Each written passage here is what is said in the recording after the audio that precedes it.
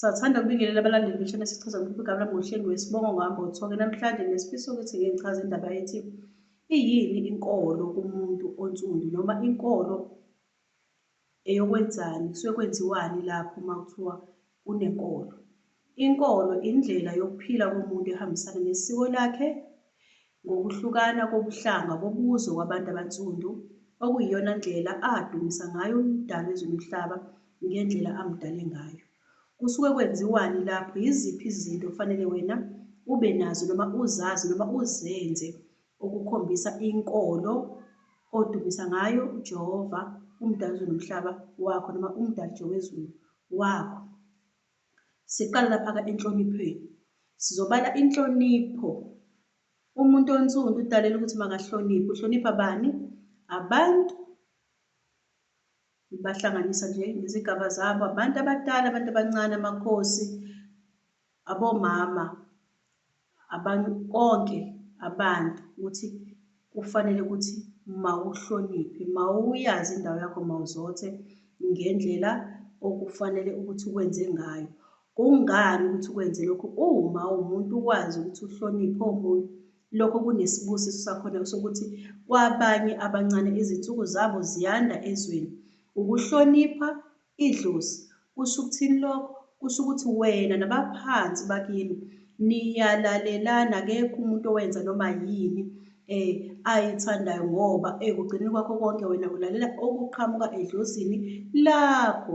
Ngaleyo ndlela bafowethu, kusho ukuthini lokho? Uma uzothi uqhubeka kancane, khumbula-ke abantu bakini abasezulwini lomndeni baseduzane noNkulunkulu wakho odale bona kuqala ngaphambi kokuthi kuze kube khona wena. Wawusuyathuma ukuthi uze emhlabeni uzobaqhubekela nemisebenzi yabo emihle efanele ukuthi ikhali ingawi ngoba kukhona wena. Ngaleyo ndlela-ke bona babe sebeduzane noNkulunkulu ukucelela wena izinto ofanele uphile ngazo lapha emhlabeni, nabo futhi babe yisibusiso ukuba khona kwabo ngoba bona bakwazi ukufikelela lapha wena ungafikeleli khona. Owakho umsebenzi ukuthi uphethe izulu lasemhlabeni, bona baphethe lasezulu. Ingakho kuthiwa bahlonipheke. Uyabona?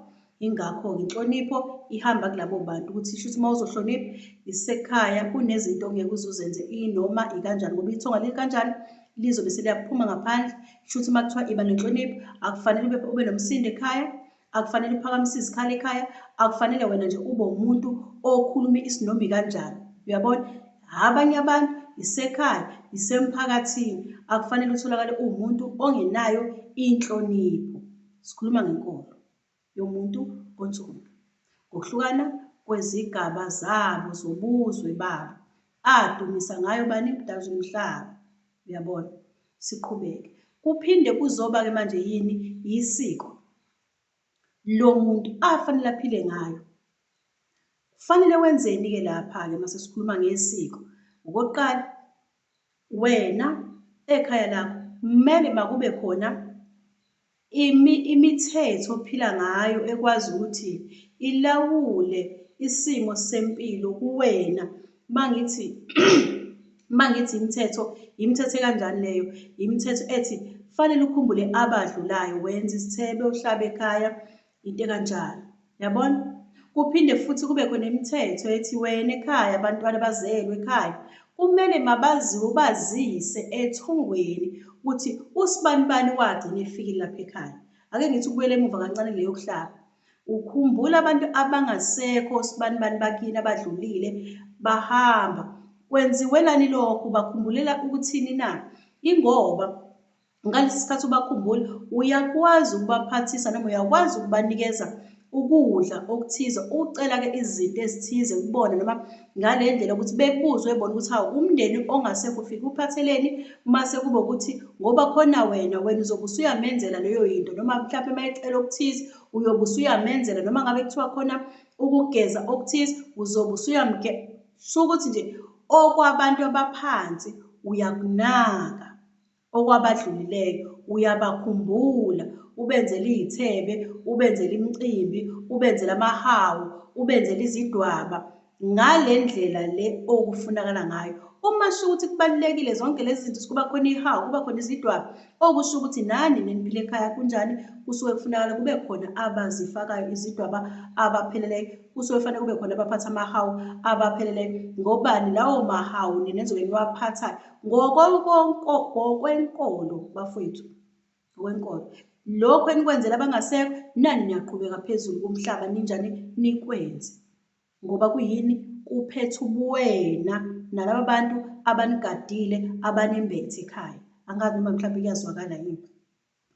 Ngiphinde-ke manje sengizoza nalapha kuthose abazelwe-ke manje emhlabeni ukuthi hawu usibani bani ulethiwe emhlabeni, sekuyaphinda futhi kuyonjalo uyabikwa lapha emhlabeni. Yilapha kuthose khona wenzelwa isiphandla. Abazelwe futhi base beyakhula baphinde benze njalo bayakhuliswa. Hawu usezokwenzelwa umemulo, hawu usezokwenzelwa umchambuzo, hawu usezokwenzelwa umhlonyane. Kusho ukuthi yini leyo? Yindlela owazisa ngayo abantu abangasekho ngokukhula kwesigaba sezingane ekhaya, ukuze bazi ukuthi sezisesigabeni singakanani phela. Mase kuba khona abakwenzayo lokho ngakho, mase kuthi wena futhi ukhombisa ukubonga noma ukhombisa ukubatshengisa ukuthi cha, indlela enigade ngayo ingane ngiyayibona ukuthi yinhle, kodwa ngicela futhi niphinde niqhubeke kanje. Uyabona, bona ngendlela yabo bayakujabulela ukuthi ekhaya siyaziswa yonke into. Awuyena umuntu ongabalandeleli, ngoba ngeke uze ukhonze uNkulunkulu udlule abantu bakini. Qala emsami inkolo yakini, ngeke uthi ungahloniphi kini uyitshela ukuthi uzohlonipha ngaphandle. Ngeke uthi ungahloniphi ithonga lakho uyitshela ukuthi uzohlonipha omunye umuntu. Kufanele iqale laphayana khona bezokwazi na ukuthi unesibusiso sasekhaya edlozini kwabaphilayo. uNkulunkulu wehlisa isibusiso kuwe uma wena nakini noma wena ethongweni lakho unjani, ukwazi ukuletha inhlonipho, ukwazi ukulazisa. Vele lento ithi izono zabazali zehlele ebantwaneni. Kukhulunywa ngabazali abaphilayo kuphinde kuze kukhulunywe nabazali abangasekho. Uma ukwazi ukulungisa izinto zabazali abangasekho kuyoba kuhle kuwena. Uyabona, yilezo zinto ezikhulunywayo masikhuluma ngaphansi kwesiko. Ugcinelwa nje zonke lezi zinto. Uma ngabe kuthiwa kugezwa badlulayo emhlabeni bayagezwa. Uma uthethwa amacala ethize eyizinhlambuluko zonke, ungenwa ngaphansi isiko, kungena ngaphansi kokulungisa noma nokuqhubezela okuthize okufanele kwenzeke. Uyalungisa, uyakha, uyakha, uyalungisa, uyalungisa. Lawo esikweni kungena into kanjalo. Abangasekho uyabalungiselela, abazele uyabalungiselela, abanamacala uyabalungiselela. Yebo kona ukuthi abanamacala isiko, cha akusilo isiko, sengisho ukuthi kusuke sekukhulunywa nabantu abangasekho. Uyabo, ukwenza izinto emsamo uyakufaka lokho ungaphakathi, kube indlela ophila ngayo-ke wena. Uma ngithi indlela ophila ngayo uwenze njani, kufunakala-ke wena kukaJehova uyalima. Uyabona, uba nomsebenzi wezandla owenzayo. Yebo-ke esikhathini samanje akusaba abantu abasalima kodwa kubalulekile ngoba ukulima lokhu kwenza umzimba wakho ukwazi ukuba nezinto ezizophilisa wona kule nto le oyilimayo. Uyabona, ngizoke ngikuxoxe lokho kwenye ividiyo ukuthi kubaluleke ngani ukuthi ube nensimu egcekeni. Uyabona, mase kuba nomsebenzi wezandla zakho owenzayo. Ngithi uyabona, zonke lezi zinto zibalulekile, ziphethe inkolo. Yebo sebekhona abasebenzayo, kuhle kona lokho futhi bakhona futhi abafundile. Kusayingxenye futhi lokho ukuthi uyokusebenzela uyophila ngakho. Angazi noma kuyazwakala yini. Ngithi yabona, zonke lezi zinto uyazenza, kube indlela ophila ngayo futhi kube indlela ogqoka ngayo wena, ukuthi ugqoka kanjani. Uma ngabe kuthiwa mhlawumbe lapha ekhaya kwenziwe into ethize, kufanele kube khona indlela. Uma kuthiwa kunomcimbi kufanele kube khona indlela ogqoka ngayo. Uma ngabe kuthiwa bebele ubaba lekhaya wenza umcimbi ethize, kufanele kube khona indlela agqoka ngayo, ukhombisa ukuthi uyakuvunulela lokho ngoba wenzela abantu abangasekho, ubatshengisa ukuthi cha, namhlanje lusuku olwenu oluqonde, ufuna afake into enjengeyami imvunulo bakithi. Uyabona, uma ngabe kuwumama walapha ekhaya kumele ukuthi uphelele. Ngikhuluma ngabantu abaphelele, angikhulumi ngodadewethu nje angikhulumi ngabangaphelelanga, ngiyaxolisa ukungena kuleyo ndaba. Uma ukuthi Oh, abaphelele khona isidwaba bakwethu, ufake isidwaba. Lesi sidwaba osifakayo usifakeli wena wedwa, usifakela abantu abanye abangasekho. Sengisho lapho kwabashadileyo, ufakela abantu abangasekho ukuze ungabi umuntu okhomba ukuthi uhamba unqunu egcekeni. Zonke lezi zinto lezi zikhomba inkolo. Kuzoba abapheleleyo futhi ufaka isicholo sokuqinisa ukhakhayi labantu balapha ekhaya abaphila kakhulukazi kakhulu, obaba balapha ekhaya, amakhehla alapha ekhaya. Uyafaka inkehli. Ngiyazi ukuthi niphila ngesitayela kodwa asisebenzi, kodwa lokho engisho iyona ndlela yenkolo leyo engikhuluma ngayo. Abanye kanjalo kanjalo imibamba, abanye kanjalo iy'ngane ey'sakhula, obhidla, uyabona. Ziningi-ke izinto ezenzakalayo, uyabona. Indlela okuphila ngayo uma wesifazane ethola ukuthi usendaweni yakhe yabantu besifazane, kunezi zinto angazithinti, uyahlala linda aze kuba uyakhululeka endaweni yabantu besifazane. Inkolo leyo umuntu aphila ngayo. Kuba khona imikhosi eyenziwayo yomhlaba ebizwa ngamakhosi. Ngiyaxosa ukukufaka lokhu la. Imikhosi ebizwayo amakhosi omhlaba noma inkosi yomhlaba esuke iphethe lapho ukwenza ukuthini, ukudumisa okuthize noma ukugcina isiko lesizwe noma into ethize yesizwe asuke ayibizile, kodwa ihambisana nani, nokwenkolo ethinta ini, abantu abansundu.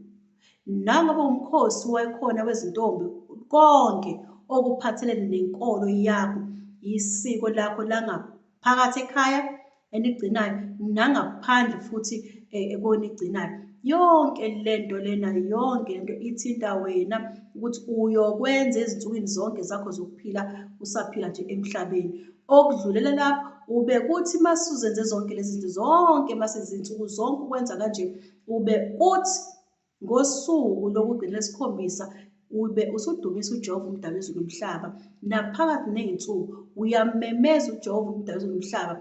Ngabe u-12 noma ngabe u-6 noma ngabe u-4, mase kuzoba phinde ukuthi kuzoba yisabatha. Kungani leli sabatha kufanele ugcine? Uthi umdali wezomhlaba wabe sekudala umhlaba nezulu nomhlaba nakho konke okuphilayo okuphakathi khona, wabe sephumula ngalolu suku, wase walibusisa walenza labangcwele, wathi lokuphumula wena nabantu bonke bendlu yakho. Awuyokuthinta umsebenzi awukwenza lutho ngalolu suku, ngoba lungcwele kuJehova, liwumkhosi wentethelelo kwabantwana abaphilayo. Yingakho-ke ngamzakwethu ubone ngazuthi bathi mase befika lapha ababondle bekhanya ilanga base baniphuca ngoba naniphethe inkolo enixhumanisa nobani, nomdali wezulu nomhlaba, noJehova wenu. Isizwe silahlekelwe-ke bafowethu inkolo yaso, leso sizwe siyachitheka, leso sizwe asibi lutho. Ingakho ubona kunombango omngaka emhlabeni, abantu bebanga lokhu. Hawu wena ubukela phansi, wena utheni, wena ukuthi kumina, ngoba kulahleke ini, inkolo-ke ihamba kuze kufikele lapha kuthola ukuthi khona, njengoba ngeke ngabala ukuthi abanye bayaganiselana benze khona amajado noma benze imishado yesintu. Phela ukuthi intombazane mhlawumbe masekhulile bafowethu, ziningi izinto ezonakalile. Masekhulile osuke ekhulile afika esigabeni sokuthi kufanele ngabe usuyalotsholelwe, alobolwe olotsholwayo, ahambe emzini wakho ngokungakhulumisi ngokupheleleyo. Kodwa ngoba kwalahleka inkolo, izinto zihlehla zibe semuva kutakelene abantwana sokuthi uzalelwe komalume nawe sozophinde uzalelwe komalume. Umfana uzalelwe komalume uhlikizeke-ke. Ingakho ubona ngathi inkolo iphambene, kanti uma uthi uhambe waya lapho uganele khona, uyovusa leyo muzi walapho isibongo siqondile. Uma ukuthi lapha ekhaya, umfana lapha ekhaya, uzovusa leyo muzi lapho isibongo siqondile. Akukho ukuthi sekuphambene ukuthi khona sebezale kawu-4 noma sebezele kawu-4, mhlawumbe kwafika kwaba uma wami wangitholela ekhaya, yimina ngithola ekhaya, umntwana wami wangitholela ekhaya. Kunesibongo-ke esifayo esingavuki, kunezibongo ezifayo esingavuki. Uthole ukuthi sekuba nembango yezibongo kubantwana. Ingakho inkolo yayikubeke kucace ukuthi osekhulile esigabeni, waze wafika esigabeni sokukhuliswa, waze wafika esigabeni sokuthi usengahamba ayogana, usefanele ahambe aye emzini wakhe. Khona kuzokwazi ukuthi kungaphambani izinkomishi lapha ekhaya. Uthole sekuthiwa ubanga wakomalume, ubanga kubo kwababa wakho, ubanga kephi. Ngobani? Akungasilo nathi iphutha lethu esiphila lapha emhlabeni njengamanje. Kwalahleka inkolo ngoba saphucwa yona, siphucwa abantu abanjani? Abamhlophe. Ingakho kanje kuzoba indlela ekugqokwa ngayo, abantu bagqoka inoma ikanjani. Ngobani? Kwalahleka ini? Kwalahleka inkolo kubantu. Iyona-ke lena obona ukuthi abantu abaningi basezinkingeni eziningi ezingaxazululeki ngoba kwalahleka inkolo abantu afanele behambe ngayo ukudumisa ubani? Umdali wezomhlaba ngendlela ayebadale ngayo ukuthi uyohamba uvuse lapha kasibanibani. Uma kwenzekile wamthola umntwana umtholele ekhaya, sekufanele manje makuganisa ungaze uphinde phela kube khona uze ube ukhulu kini. Ingane yakho ize iphinde ibe nengane ethi gogo kwenu uhlala kini. Uyayizwa ukuthi kanjani? Ayibasazwakali. Uze kuthi ngizohamba ngiyozakhela umuzi wami, ngivuse umuzi wami ney'ngane zami, ngihlale ney'ngane zami. Isibongo esivuswa intombazane asikho ngoba ngisho nasezulwini lomndeni bafowethu angisho ukuthi nguNkulunkulu. Kona noma angisho ukuthi ngikhulumela uNkulunkulu noma ngithi abantu ngiyabehlulela. Ezulwini lomndeni laphana kufike kube khona abapheleleyo, mase kuzophinda kuba khona abanjani? Omama abaphelele, obaba abaphelele, uyabona? Yingakho umuzi kufanele umuntu uma wesifazane uyovusa umuzi wendoda.